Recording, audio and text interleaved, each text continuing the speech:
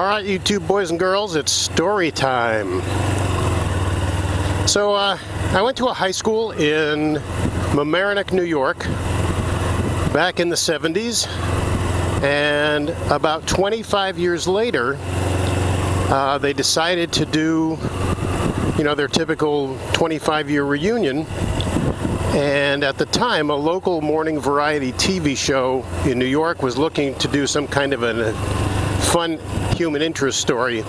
And so they came up with the idea that they would find someone who was not going to come back to the reunion for whatever reason, live too far away or something like that, and send an imposter in their place who would then pretend to be that person and see if other people were fooled. Kind of a cool idea, right? So a friend of mine knew that I was probably not going to be there since I lived about 1,000 miles away from where I attended high school, and called me and made sure that I wasn't going to be there. And then he contacted this TV show, and they got in touch with me.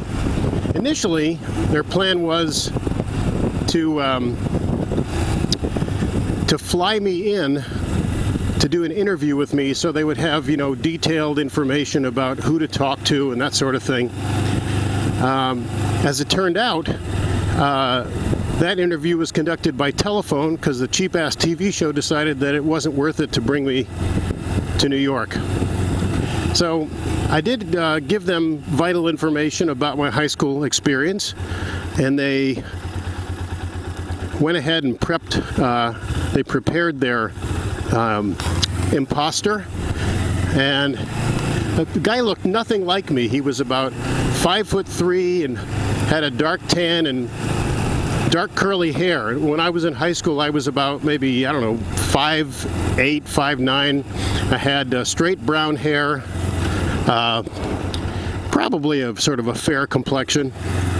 Anyway, so this guy shows up at the reunion, and there's a TV crew following him around and recording his interactions with other people who I might have known in high school. And he, most of my close friends obviously knew it wasn't me, but they sort of played along.